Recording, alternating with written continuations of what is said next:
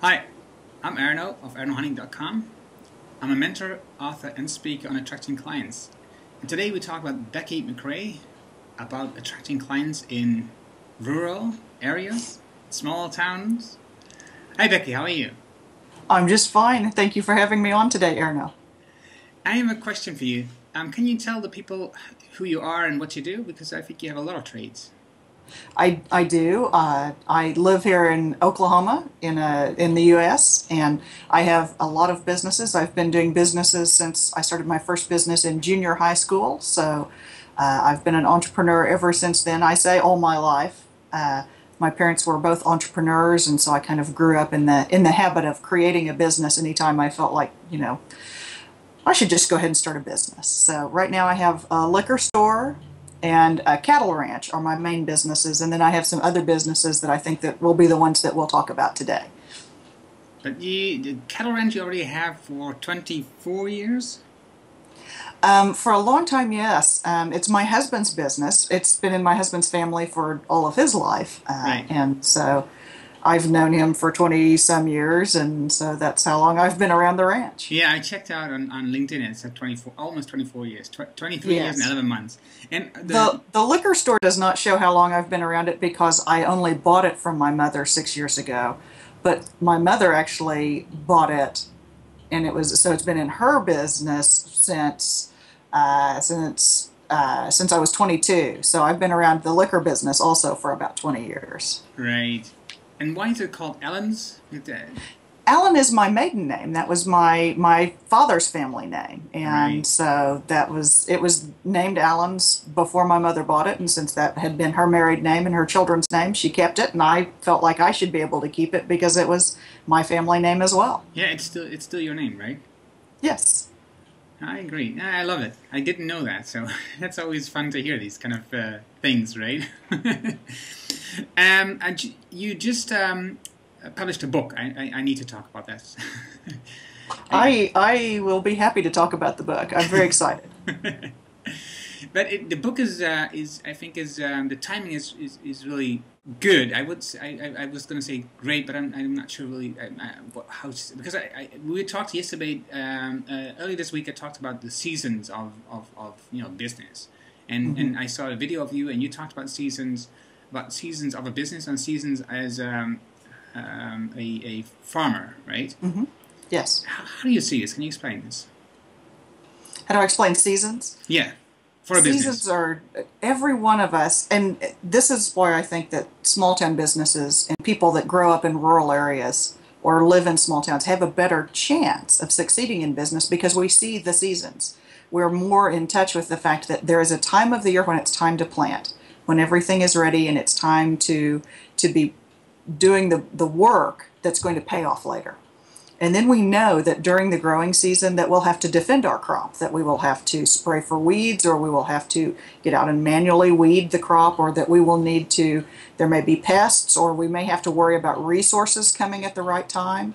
And that applies in business as well. The resources are rain if you're a farmer, but the resources may be money or people or timing if you're in business. There's a harvest time in farming, and there's a harvest time in business when it comes that you get to collect your reward for the year. And then finally, there's the time of year, the winter, when you have to spend your time waiting for the timing to be right to start again. And it's important to know there will be those times. The fact that you've come to a stopping point and had to end what happened previously and think about what comes next and prepare, plan, get all your tools ready, get all of the equipment ready, get everything in place. There will be times like that in business as well, when you have to throw away everything that came before and get ready for the time to be right to start again. Right, right. But in a farmer, on a farm, it's a year, right? Right. Do you say the same Yes. thing? Do you see the same thing in business? Is that that could be a longer period? It can absolutely be flexible. It just depends on what's going on in your business. You'll have, you may come to what seems like winter time, and it may be August, or it may be, it may be off from the seasons in your part of the world. Yeah. But I think that all businesses also have a seasonality, which is in retail business, we know that the holiday season will be our busy season, that we will have a lot of sales then. Tax accountants know that there will be a busy time of year before tax filings. Right. People that sell real estate know that sales pick up as the year gets warmer and people are ready to get out and look at properties again. Then there's a busy season in real estate. I think every business has its own seasons, but you will find that the seasons of your business, of when are you preparing and planting and harvesting, that may take us several years to go through that cycle, or it may happen in a period of just a few months that you go through a cycle like that. Right. And if you look back at the last couple of years that you have your, let's say, social business, your online business, do you see that you have these kind of seasons every year, or is it? Well, the businesses are different. So of all the businesses that I do, I think that Tourism Currents is probably one of the more seasonal, that's on a yearly basis, seasonal, because we deal a lot with agencies that are part of a government and they have a budget year. Right. And so they put things off until the next budget year. So we see a seasonal pickup as the new budget year starts and suddenly there's money available in the budget again. And do you see also a sprint at the end, just close to the end, because then you have to, clean out the lad's budgets, or otherwise they won't get the same budget? That would be great if people just decided they needed to spend the last of their budget with us. We see more of it as people's budgets cycle back around. We hear a lot, we have already run out. Then we hear, gosh, we have some left. Right. You write a lot. I've seen you on, I think, like 6 sites when I was preparing this, and a couple of them you own, right? You are really involved with those. And I think that when I look back in your profile, you also have a reporter kind of background even, right? I do. Does it help you? Do you see that is from the past that is really helping you to do all this writing today, to promote yourself, to get your book out and all this stuff? I worked as a reporter for my local newspaper in my own town for less than a year, actually. I think it was just about a year that I was a reporter. So not a very long time, but I do have my degree includes mass communications, which at that time was all of media. So I have some training in those areas that helps me with writing and with knowing what constitutes news and with understanding news cycles and that sort of thing. But I also took a lot of courses in English and writing, and I think that training also helped me. It does not hurt that my grandmother was a teacher of reading, and so I've been reading for a long, long time. I started reading early and have been reading ever since, and I think that has helped me as well. The fact that I was a big reader improved my writing. But the only way to improve your writing is to do it. The more you're doing writing, the easier the writing becomes and the better you become at it. It's like you're not going to get better at writing if you're not doing it. The same that you will not get better at anything else if you're not actually doing that skill. Yeah. It's the only way to build a skill. Yeah, and I agree. If you read a lot, writing becomes easier, and you're also more used to it because you read all this stuff and you have the feeling you want to do the same thing. At least that's the way I see it. Yeah. I was going to ask you a question. What do you do? But you have so many traits. What do you want to say? What you do? When people ask you what do you do at a networking event, what do you answer? It depends what kind of event I'm at or where I am. So if I'm at Blog World Expo, I'll give an answer about my online things. But if I'm at the local Chamber of Commerce, I'll talk about my local businesses. So it just depends on the context that I'm in at the time, how I answer that question.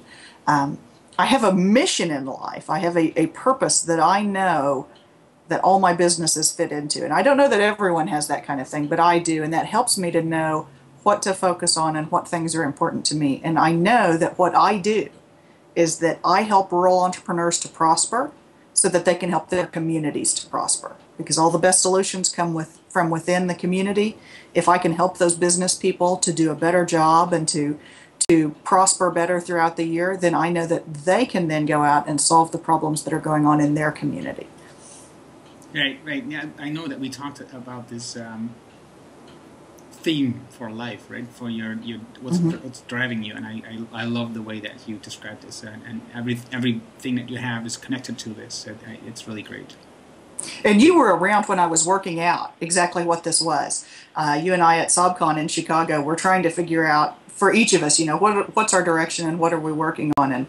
And I kept drawing the same drawing of, all the things I do. And I couldn't figure out what that center thing was. What's the theme that pulls it all together? And it was because of all the work that you and I had done that then within the next week I was able to figure out exactly what the right wording was. So. Yeah, that's cool. I mean, and I think it's really helpful because it makes you, when you come across new ideas, new plans, new projects, you can just easily decide, okay, does it fit with what I'm here for, right? Exactly. And I get asked now quite a bit of, hey, do you want to be part of my project? Can you help with this? And while most of them are at least marginally related to what I do, knowing exactly what's at the center makes it a lot easier to say no to some things that I should say no to. Right. You did a event, Social Media Tulsa, right? I spoke at Social Media Tulsa, yes, the last 2 years. How did that was just 2 weeks ago or something? Gosh, was that just 2 weeks ago? Probably was. End of March. It seems like longer, but yeah. Is it a big event? It is a pretty good sized event. Tulsa, Oklahoma is a fairly good sized city. It is a metropolitan area, and I want to say that there's probably at least 1 million people or so in the metropolitan area.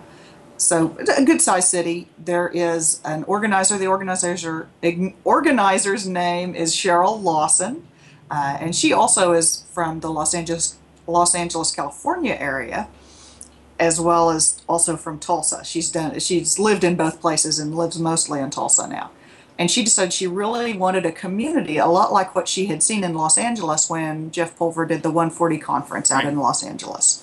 So she decided to build that kind of a community in her town and put together a group that would interact with each other and strengthen each other and gain from each other. And they do an annual conference. They do a lot of meetups monthly and events locally within Tulsa. And then they do their annual conference, which is their big event. But That's my clock. Yeah, yeah. But you also have, you organize also the 140 conference in your area, right? I organize a 140 conference specifically for people from small towns. And that's held just about an hour and a half away from my town in a slightly larger town called Hutchinson, Kansas, which has, I can't remember if they have 20,000 people or 40,000. I want to say that, I mean, it's a big town to me because I live in a town of 30 people. Yeah. And my nearby big city has 4,900. So, these big towns. But it's still a small town. It's a small town feeling. And we had people there this year from 18 states in the U.S. and 3 different countries. So we were excited to get people together. It's just people that are online and use online tools, but they come from small towns because we all have similar ways we use the tools and we can learn from each other. And then it's that sense of community. The way we do it from small towns is just a little different than the way people from big cities operate their networks and how they relate to each other, and there are cultural differences as well. So I think we as small town people feel a sense of connection to each other, and this event is designed to help make that connection even stronger. Yeah, I have the same feeling. The town city kind of thing that I live in now is, I think, somewhere between 50 and 60,000 people. Mm-hmm. Mm-hmm. But that's a big town, but but it's still small, right? If when I travel and do speaking or something, or meet clients, it's usually in Utrecht or Amsterdam or Rotterdam. These are big towns. These are cities, right? So we just live in a big town. It's not a city. It's a big town, and it has the same feeling. I like the feeling. It's a closer community, and I like that kind of feeling. I'm not a city person at all. And that's a good thing. I can tell. I just wrote an entire book about why that's a good thing. So. Who is your ideal client if you look at the online stuff that you're doing? Right. Online, and I haven't actually stated what my online businesses are, so I'll go ahead and do those first, and then tell the ideal clients for each of them.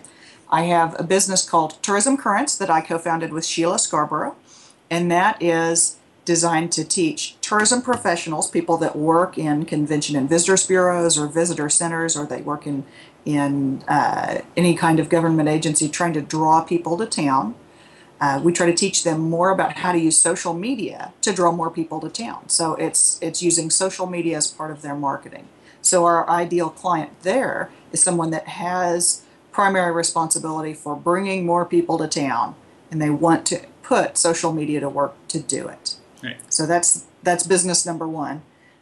Business number two is about small business, and that's specifically about small town business. And I write Small Biz Survival, and I speak and I write other places and do guest posts and all sorts of other related activities. So while Small Biz Survival itself doesn't take ads, it serves as a positioning point for me to show that I know about this area and that I have experience in the area of small town business. And in that business, my clients primarily are people who want to hire me to come speak. And so my ideal client is someone that's putting together a conference that has a small town focus or a rural focus, which across the entire United States and in fact around the world globally, there are a number of conferences that do that very thing. Many states within the United States have their own individual state conference on rural tourism or rural business or things like that. So those are the kind of conferences that I speak to quite a bit. I'll be in Michigan in just a couple of weeks speaking at their small town conference. And then the third one is not exactly an online business, but it's mostly an online business. It's called McCray & Associates, and I work with small town governments. And I do mostly project management with them. I have a small group of associates that each of us are independent. And we just work together on projects as we run into projects that fit with us. So we help small towns carry out projects that they need help to get done. So we're working with one community to get a sidewalk built, to redo their entire downtown streetscape, or the way all the light poles and the way the whole downtown feels. We're working with another community on a water line. So we have just a variety of kind of hard infrastructure projects that we help them carry that project to completion. It started as we helped them get funding, right. And then we realized that what they really needed was help from making the plan, then getting the funding, and then starting the project and carrying it through all the way to completion, and then turning in their paperwork for having done it all correctly. So to get them all the way through that process, we realized that a lot of smaller towns, their government is just not set up. The people that work at City Hall just were not set up to handle that kind of project routinely. They had enough to do to keep the town running the way it should be. Right. So we go in and help with that. And our ideal client there are small town governments within Oklahoma, because that's where we know the state rules well enough to be confident in making sure we don't ever lead anyone into trouble. And so those clients are mostly city managers, and sometimes they're also people that serve on city councils or are mayors. Right. And you have different channels where you address these ideal clients, where they can find you so that they don't bump into each other? Well, they do sometimes bump into each other, and sometimes that's okay, and sometimes it's crazy, but each of them uses content to attract the right kind of people. In each case, I write useful stuff that these people can put to work in their business. So for the governments, I write to them about grant opportunities that are available and how that might work with their plan. And we talk about planning and we talk about preparation. So that content then draws them to me. Right. And I have that set up where they can subscribe by email. They're mostly email kind of people, and so that works very well with the city governments. For the small town business, once again, there's a content strategy there as well that I write a lot at Small Biz Survival about small town business issues, about how to do your business, everything from accounting to retail to how do you set up displays, and all kinds of different sorts of small business information for small towns.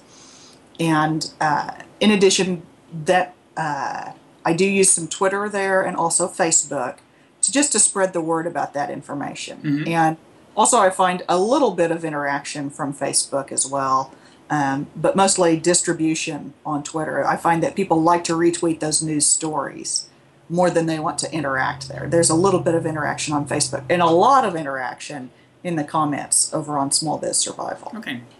For Tourism Currents, it's also a content strategy. We have a newsletter once a month where we put out and share useful information they can put to work. We use Twitter and Facebook to spread the word there, but we find that people are extremely interactive with us in both of those. in both of those channels, Facebook and Twitter. The tourism people are chatty people. They're friendly people. That's why they're working in tourism, and so they want to talk to you. So that's how that goes. Yeah. And, I mean, you have so many channels, and you write all day. I don't write as much as I should. I spend too much of my time doing other things, but I should write a lot more. When do you work? I do work. I work a lot. I have no clue how you get all this managed. This is amazing what you do. One of these days I'm going to package it, because people ask me that all the time. And to me it does not seem all that complex, because it just all makes sense, because I'm used to doing it. It has to do with knowing what the priority is in each business and doing the priority item for each business today. So I may spend the morning helping work on fence down at the farm for the cattle. Right. And then I may be at the liquor store to make sure that the books are balanced. And then after that, I may need to take care of running a deposit or something like that for the store. And then I'll be back here and do some writing. So usually my morning is taken up by my physical businesses, and then my afternoon and part of my evening is spent online writing, tweeting, writing. Should be writing, answering too much email. Should be writing. No. I think you write a lot. It's amazing how you do this. You have a niche on. You have a central theme, but you have a niche on each topic that is kind of that differs, right? Do you think it's important if an entrepreneur chooses a niche to grow his business? Yes, absolutely. I think it is key to pick a niche for your business. It doesn't have to be for a particular industry. Tourism Currents is for a specific industry. It's for the tourism industry. But it can also be like Small Biz Survival. It's not for one industry. It's for people that are in a town of a certain size. And we don't even define like a hard limit of what that size is, just that they are from a small town, that they think of themselves as a small town business. Right. It is so important to do that, because when your perfect client arrives, the person you've been dying to work with for the longest time, when they arrive, you want them to look at your website or look at you when they meet you in person at the networking event and go, this is the person I've been dying to meet. This is exactly the match for what I need. And you want to hit it off that well. And the way you do that is by having the niche clearly defined so that they'll recognize themselves. You're kind of acting as a mirror for these people, that they can see their own reflection in what you do. Mirror, that's a nice way of looking at it. I like that. I like that idea. Do you create products? I mean, you've started businesses which are kind of like a product in total, like Tourism Currents. How do you think of these products? Do you work with the clients to come up with these products? How do you do this? Tourism Currents is kind of an unusual example, because we came up with the first product before we built the network and before we knew who the people were. Sheila Scarborough and I put that together based on the fact that Sheila was a travel writer, and I had worked with my local tourism group, and we both had strong social media skills, and we knew that that was one area that we both knew something about. So we put that together and started building the product before we really knew what people needed. Now, it turns out it is what people need, which is good. That is good. But I think that it would have been much easier if we had built the network first and had listened to them and then built. And we have continued over the course of 3 years to listen to what they say, to hear their concerns. We spend a lot of our time trying to find out what worries them. What are the concerns that they repeat over and over? We watch, when there are conferences, we watch the hashtags on Twitter and see what people are tweeting about. What's the information that's really connecting with people? We watch for people expressing their concerns. We've heard a lot this past year about budgets being cut and their sizes being cut back, and they've lost staff, and so they need to know how to do more in less time and things that don't cost them as much money. So we take that into consideration as we create each product. So that's one way to do it. Small Biz Survival has been more like the products. I've only created a few products there that sell off, that you can go to the website and order a product and you can get it. And I created those based off of traffic, what brought people to my site. So there's one on Shop Local, because so many people came looking for ideas of how to run a Shop Local campaign within their area to encourage local spending. And then my speaking is based on the themes that I see. Once a year I put together a trends article of what are the trends in small town businesses. And I do that because I'm trying to keep an eye on what is going on in small towns across the country and across the world. And that's what I use to feed my speaking. I feed that information into my speaking and try to keep my topics up to date that way. I like that idea. Then you have, it helps you both ways. If you have your speaking engagements, they fit the themes that are around, and you have ways to produce articles that that you talk about trends, what's going on in your in the rural area. I like that. You are so smart. The other thing I do with trends that I think that sounds reasonably smart when you say it like I planned it, but it just happened. I have an email newsletter for Small Biz Survival. Right. And I struggled for a long time going, well, what am I putting in email? What's any different than that I'm writing on the site? And it finally occurred to me that the one issue that always got opened really well and read really well was the one where I said, hey, the trends article is out. Here's the information on the trends for the year. That's the one that people opened. And it finally occurred to me, what if I only sent out trend information by email? Trends are time sensitive. They are now information. And so sending them by email so you get them immediately makes sense.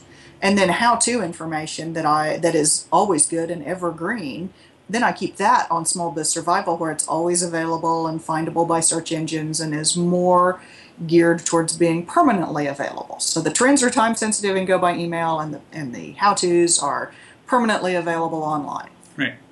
Boy, that sounds smart. Well, I just figured it out by messing it up. So that's how you go. No, but still, it sounds very smart. I like it a lot, because what I in general just do is what I send in a newsletter, it just also goes on my blog or the way around. So it's just the same. I think that's a good idea. What is your money maker? What is it that because you have so many things that you do? What is it that that you have? No, I'm going to ask a different question. Forget it. For now, I'm going to ask a different question. I'll give you a quick answer. The liquor store makes more money than anybody else in my businesses. So, then the answer is boring. It's about build a store and put liquor on the shelves, and there you go. No, that's not boring. It's still an interesting story. I was going to say my other question was if you had to kill all your business except one, if you could only keep one, which was it going to be? Okay, we're going to have to cut off all of your limbs except one, Erno. Which one are you keeping? No, that's not the same thing. It is. No, it is absolutely Becky. The same thing. No. Oh my gosh. If I had to kill all my businesses except one, and I don't think I could. That would be awful to kill off all my businesses except one. See, Tourism Currents, Sheila can take that over. I don't have to kill it, do I? Can I let Sheila have it? No, I don't think you have to kill the business. I mean, you just have to let it go, because And then, see, each business serves its own purpose. And actually, it's a perfectly valid question, because I'm actually examining these questions myself right now.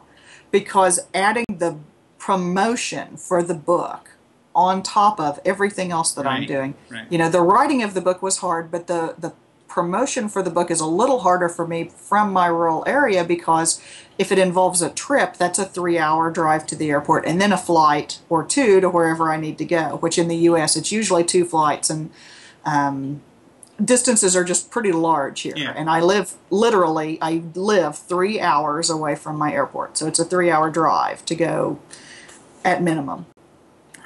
So I actually am thinking through the questions of which of my businesses need to stay long term, and how do I need to change things.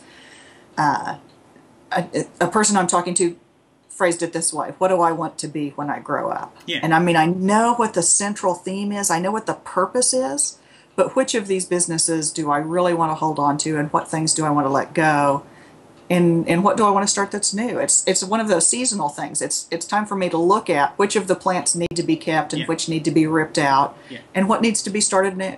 And I don't have answers for those right now. If I had the one answer right now, then I would need to write it down, because I need to talk to my business advisor about that and say I figured it out, but I haven't figured it out yet. Well, we're going to talk in Chicago in a few weeks, so we'll talk about that then. Bring the pruning shears and we'll trim off some businesses. You have a number of blogs, but let's focus on the Small Biz Blog. Okay. How many visitors do you have there per month? I don't check my numbers as much as I did. After 6 years, I do not check my numbers all the time like I used to when I first started. Yeah. I used to keep it, minutely. You were waiting to see if anybody would show up. At the high point of the year, when the Trends article comes out, we usually see around 10,000 visitors a month. And then it varies throughout the year and is usually not as high as 10,000 during the year, but right. 10,000 usually during January when the Trends article comes out. That's always our that gets passed around amongst small town people that have never even heard of my site, and so that draws more people in that have never been there before. Right. So that's kind of the cycle that we've been in. It was consistent this year with last year, so that I'll call that a trend. And you have a newsletter as well for that site. And how many subscribers do you have there? Just under 1,000 email subscribers right now, and refocusing it on trends has been a relatively new thing. So I can't tell you how well it has performed for me yet, because I've only done a couple of emails on that. It's a new thing to the readers. I want to give it 6 months or so before I say that really has worked or it's really not working. I'd like to get it to the point that each issue is as eagerly anticipated as that annual issue when we reveal all the trends for the year. Right. And you review the trends on small, what's it again? The other side, right? The Small Biz. Small Biz Trends itself. Yeah, there's a separate site run by Anita Campbell called Small Biz Trends. That's all they do is trends, and each year they do a collection of articles from all different niches and all different industries, and they have one from franchises, they have one for dog grooming, they have one for everything you can name. They have the trends for, and I do contribute an article there, and then I do a longer report that I give to my subscribers that contains more detail. And that's partially to bring people back from Small Biz Trends, which is a larger site, bring them back if they're interested. For those small town dog groomers that were reading the dog grooming trends, I want them to come over and read the small business site from small towns then. Yeah. And it's a bonus then. If you've been a loyal reader, then you get to have access to the trends for the longer report. Yeah, that makes sense. That does really make sense. Let's see. You talked about the social network, which is the most important to you. It's Twitter. I think in general is the most important to you. And if you look to the travel business, it will be also Facebook. But Twitter stands out mostly, Craig. And the other thing is, I don't use social networks primarily to attract business. I use social networks primarily to make a connection with other people. And I think that this is another one of those small town things that, because I'm located in a very small town, my local network is limited, but my online network is unlimited, and I have the opportunity to connect with people halfway around the world and make good, strong connections with people who help my business. Even though they're not sending me clients, I'm gaining from the connection with other people, and I've always followed the advice of follow smart people. Right. That's where the value is for me for social networking, is I follow smart people and they make me even smarter by being in association with them. I don't worry about how well, can I broadcast my message to more adoring fans? I don't worry about that. I worry about, can I follow the smart people and gain from them? And then I do a lot of interaction. I talk way too much online. No, but I would say, I think Robert Scoble is just the same thing, is that it is more important who you connect with than the people that connect to you, right? I'm not sure I'm not gonna say it quite that way. More important. That makes it sound like what I want is more important than what you want. If you follow me. That's not. And I don't mean it that way, but I think it's more important that we put our focus on what we can learn than on what we can sell. Yeah. No, I agree. And I would go with that the learning is much more important than the selling online. Yeah. So to me. Yeah. So to me, I think that's similar. It's more important who I follow than who follows me, because if I'm interested in just who is following me, then the broadcasting would be more important. And if I'm more interested in who I'm following, is what am I getting from these people? What is it? What are they saying? Right. I had a really interesting experience. At one point, Twitter used to have on their homepage, they used to have a list of users across the bottom, just a little icon, the avatars for different users. And I was on that homepage for a month, that they rotated me in and out of the set of photos that were on the homepage. Or that's what somebody told me. I never saw it. And it was at SobCon, as a matter of fact, that I figured out that that was what was going on. And my follower list went from, I think, 8,000 to 24,000 in 1 month. So there's 16,000 people that followed me in that time, mostly because they saw me on the homepage when they signed up. A lot of those people are not particularly active, but it was very difficult for me in that time period to keep up with who was following me. I had already been relatively selective about who I followed back. Yeah, I see that. But I found I just had this flood of people who really didn't know me or care who I was. And so that got me to the point that I decided that I didn't care what the numbers were. And that I don't, as long as I'm continuing to gain followers, that people are finding what I'm saying useful enough to choose to follow me, then that trend is good. Yeah. But that got me over the idea that those numbers mean anything. I agree. Because, and now it's something, I don't know, 26,000 or something that follow me.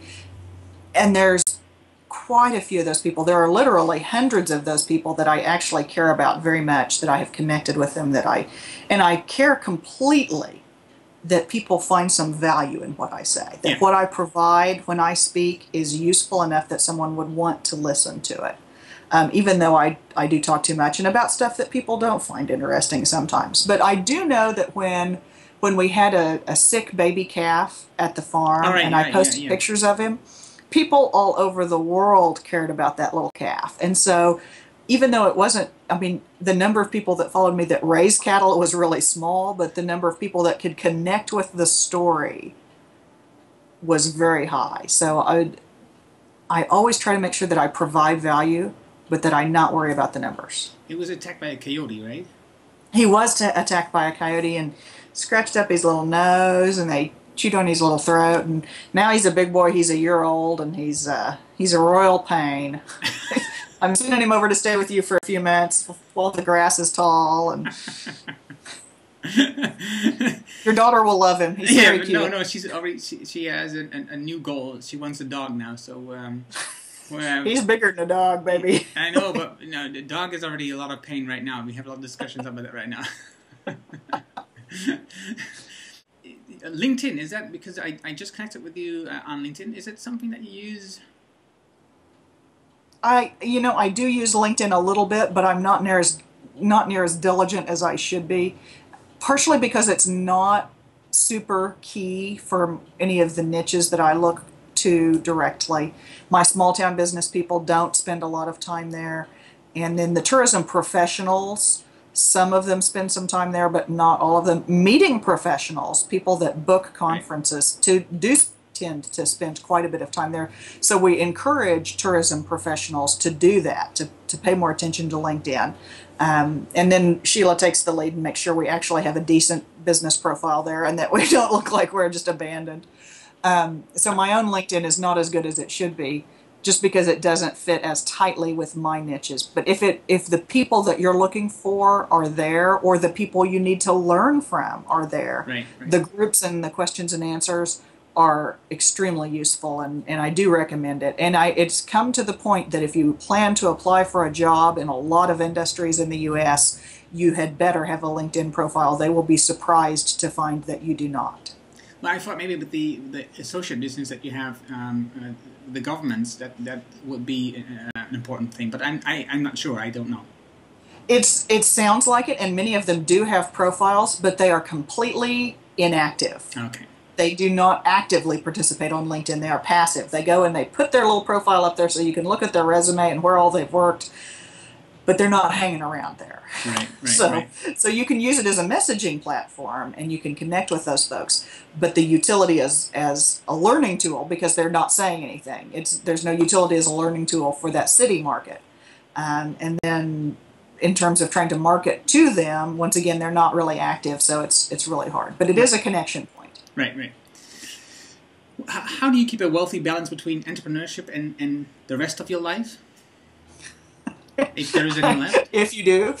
Well, then Or if you do not. You have a husband, and I do have a husband. We sleep. don't have children, though, and I think that makes a big difference because the amount of time that it takes to be a good parent is very high. And so I am, you're kind of smiling there, but I know it is. So the fact that I don't have children leaves me more open time than many other people have. And the way I keep a balance, I do work here at home, and so my husband and I see each other all the time, and since our other business is a cattle ranch, my husband is around a lot, so we connect that way.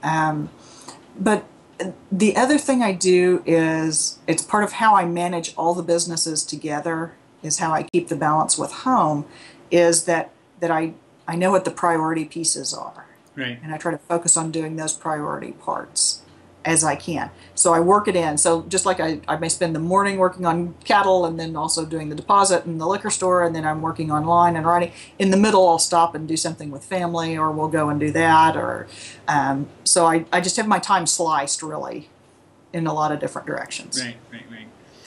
Do you also meet with other farmers from the area? There's not like a social club. There probably is, but I'm not a member. So if they have one, I'm not in it. But there are some events locally where I run into other farmers. Yeah. Okay. And then they're my customers at the store and things like that. So. Yeah, obviously, yes. Well, some of them are. I mean, I don't want to. No, but I can understand. No, I didn't say that. I didn't imply anything, but I can understand that. Yes, I do. What is your goal in business and life? I mean, you talked about it a little bit, but what is it that, if you would just say it in a sentence or something?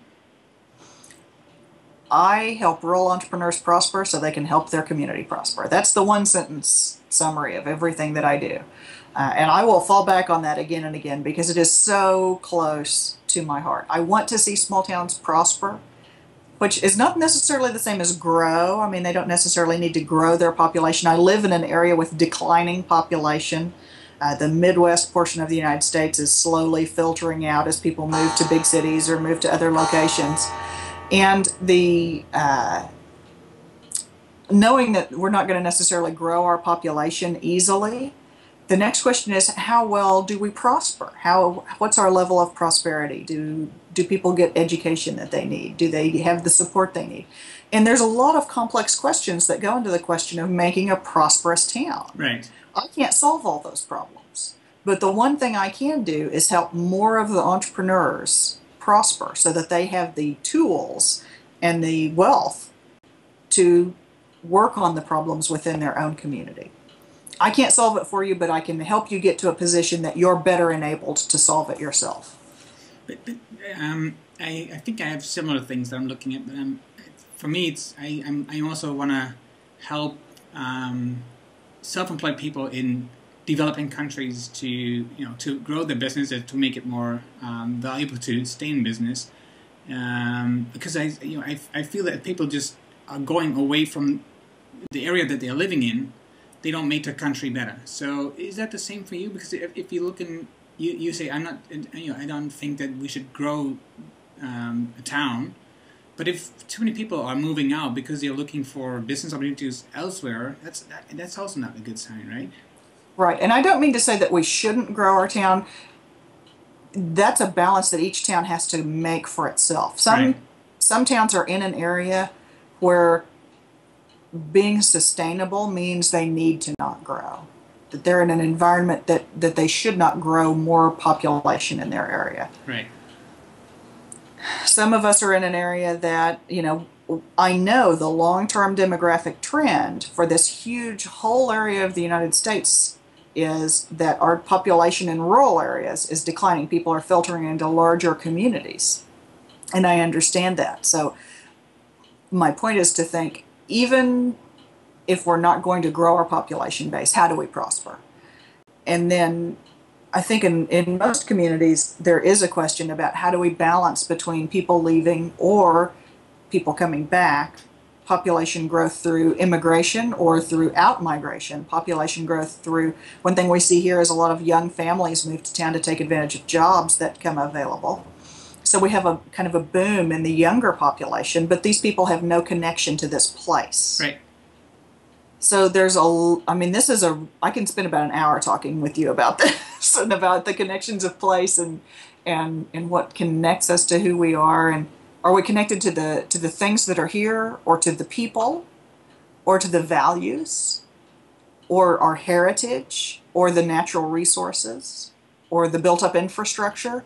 Which of these things are most important about connecting people to their place? Right. I think it comes down mostly to culture, which is a lot about how we interact with each other. And do we accept people that are new into our culture, or do we hold them out? Right, right. People want to get in touch with you after this interview, of course. They may not. They may not want to. After that No, long how do they round. get in touch? Where do they find you? The easiest place to find all of my stuff is BeckyMcCray.com, which McCray is MCCRAY. BeckyMcCray.com has a link from there to everything that I do. So that's the central hub for connecting with me. It's a very small site, but it's got a lot of links going out in different directions. And on Twitter you are? I'm Becky McCray. Right. Becky, I thank you very much for this talk. I love it when you talk about all your things and explain why this is the way it is. And we'll see you in May and talk about the things that you need to do to get more publicity for your book. And I love your book. I didn't read it yet, but I love that you've published it, and I will read it soon, and I will, of course, publish a review of it. Erna, thank you very much for reminding me that I wanted to do this and taking time to work with me and get this scheduled and make it happen, because talking with you always helps me think out my ideas and helps me think of new things and in new ways. And we'll both be using that idea that your niche is kind of like a mirror that you show back to people. So we'll see that in both our writings coming out. Yes. But I do look forward to seeing you in person again in May, and thank you very much for taking time with me.